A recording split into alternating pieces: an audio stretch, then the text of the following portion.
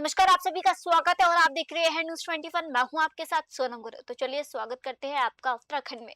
बढ़ते खबरों की ओर। डोईवाला के अठुरवाला स्थित गणपति फार्म में 9 अगस्त को पहली बार भव्य सावन सेलिब्रेशन का आयोजन किया गया। मातृशक्ति अठुरवाला के तत्वाधान में होने वाला ये कार्यक्रम महिलाओं की प्रतिभा, आत्मविश्वास और सांस्कृतिक चेतना को समर्पित रहेगा। आयोजन का मुख्य आकर्षण सावन क्वीन 2026 प्रतियोगिता होगी, जिसमें व्यक्तित्व, आत्मविश्वास, पारंपरिक श्रृंगार, मंच प्रस्तुति और सांस्कृतिक जुड़ाव के आधार पर प्रतियोगिताओं का मूल्यांकन किया जाएगा। इसके अलावा मेहंदी प्रतियोगिता, लोक नृत्य, समूह गान, काव्य पाठ, सांस्कृतिक प्रस्तुतियां और मनोरंजक खेल भी आयोजित होंगे।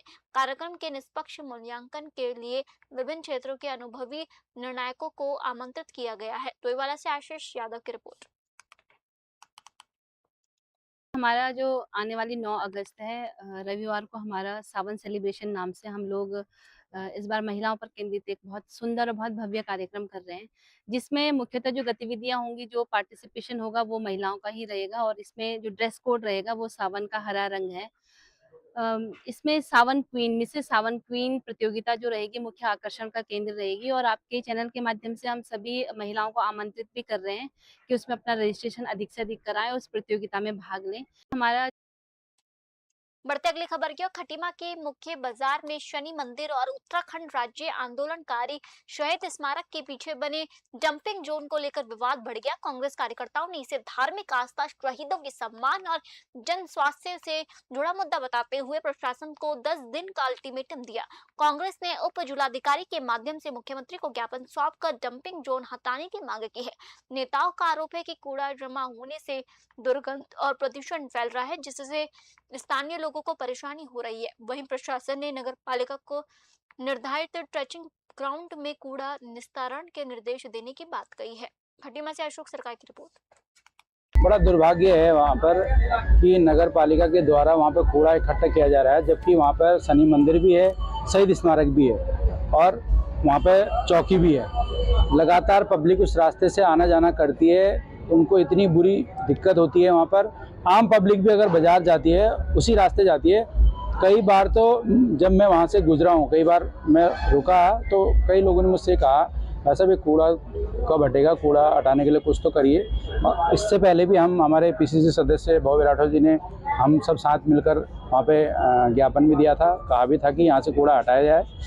ये कांग्रेस कमेटी के कुछ कार्यकर्ता एक ज्ञापन लेके आए हैं, जिसमें कि उनके द्वारा ये बताया गया है कि जो नगर पालिका को आवंटित हुई ज़मीन है पुरानी तहसील परिसर में, उसमें पूरे शहर का कचरा जमा होता है, जिससे कि बहुत बदबू आ रही है। इसमें हमारे द्वारा पूर्व में भी एसडीएम महोदय द्वारा पूर्व में भी नगर पालिका से कहा गया था कि कूड़े को आप यहाँ से डंपिंग जोन में लगाइए।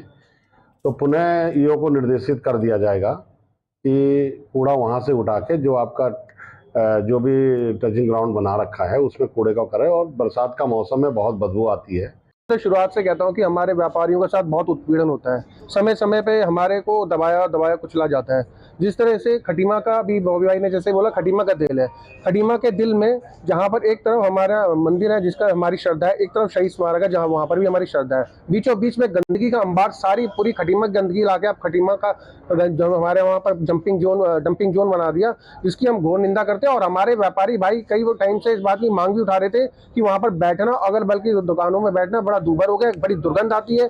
खटीमा नगर पालिका ने जब से नगर पालिका बनी है, जो हमारा हिंदुओं का जो आस्था का प्रतीक है शनि मंदिर, उसके पीछे जो तहसील प्रांगण है, पुराना तहसील का प्रांगण है, और उसके आगे की ओर एक तरफ तो शहीद स्मारक है और एक तरफ शनि मंदिर है।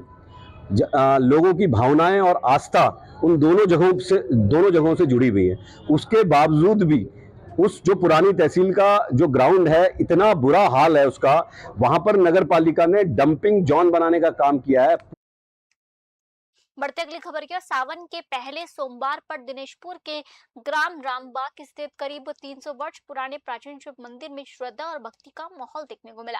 सुबह से ही भगवान भोलेनाथ के दर्शन और जलाभिषेक के लिए हजारों श्रद्धालु मंदिर पहुंचे।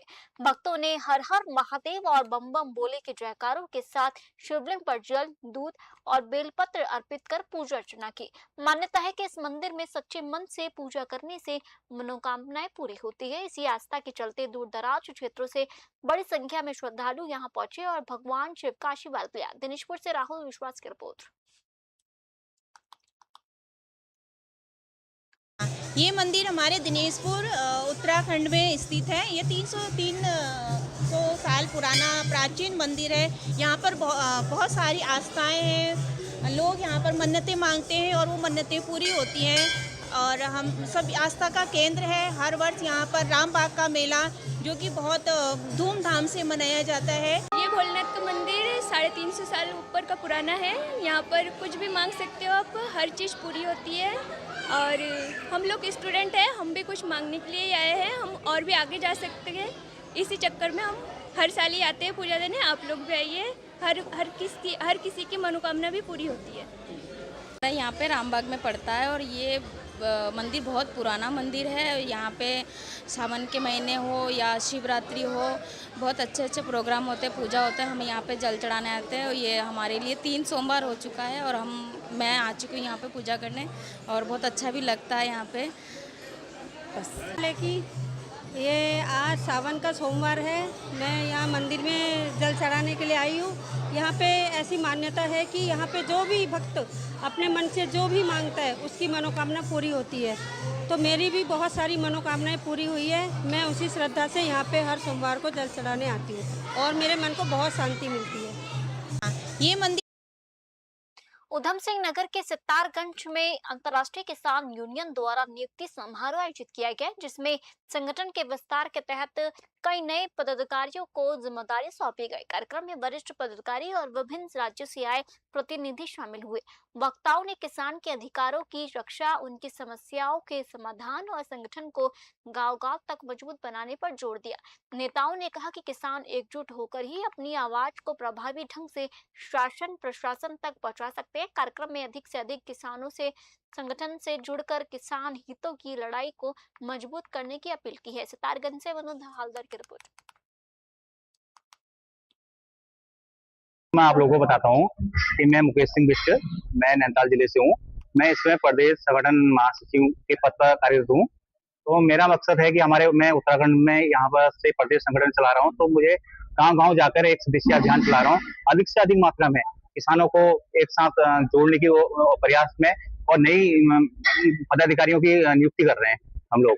इसलिए हम सोचते हैं कि हमारे इस पहाड़ी क्षेत्र में, जो उत्तराखंड पहाड़ी क्षेत्र है, यहाँ पर किसानों का एक मजबूत संगठन तैयार हो, जिससे हम सरकार को अपनी मांगे पूरी कर सकें। देखिए, इसका उद्देश्य है उधम सिंह नगर उत्तराखंड का जो महत्वपूर्ण कृषि प्रधान जिला है, यहाँ से किसानों को जो संगठन हमने बिल्कुल नया संगठन बनाया अंतर्राष्ट्रीय किसान यूनियन के नाम से, ये देश का पहला संगठन है जिसकी ब्रांचेज विदेशों में भी है। तो हमारी शुरुआत उधम सिंह नगर से हो रही है कि उधम सिंह नगर के किसान भाई हमारे साथ जुड़े, हमारे संगठन के साथ कंधा से कंधा मिलाकर कार्य करें। आज एक तो जिला अध्यक्ष उधम सिंह नगर की घोषणा की गई है, जिला अध्यक्ष नैनीताल, अल्पसंख्यक प्रकोष्ठ जिला अध्यक्ष, बाकी काफी सारे पदों की घोषणा की गई है जो उधम सिंह नगर और नैनीताल से। मैं पहले अपना परिचय दे दूं छोटा सा। मेरा नाम संजीव डांगी, मैं राष्ट्रीय महासचिव संगठन के पद पर हूँ और मेरा जिला बागपत है। आज यहाँ इकट्ठे हुए थे, यहाँ पे कुछ नियुक्तियां दी गई हैं, उनको समझाया गया है कि किस तरीके से काम करना है और उनको पद वितरित किए गए। मैं इनसे कहना चाहूंगा कि जो भी काम है वो संगठन के लिए दिल से करें, कोई भी गद्दारी संगठन के ना करें। और जितने भी छोटे हमारे किसान हैं उनका बहुत ध्यान रखें, उनकी फसलों का उनको देखें, खाद है, बीज है। कुछ किसान हमारे ऐसे हैं कि जिनके पास ट्रैक्टर में तेल गिरने तक के पैसे नहीं है, वहां तक का जाए और संगठन के काम करें, यही मैं इनको कहना चाहता हूँ। मैं आप लोगों को बताता हूँ। फिलहाल आज के बुलेटिन में इतना ही और आप देखते रहिए न्यूज़ 21। जय हिंद।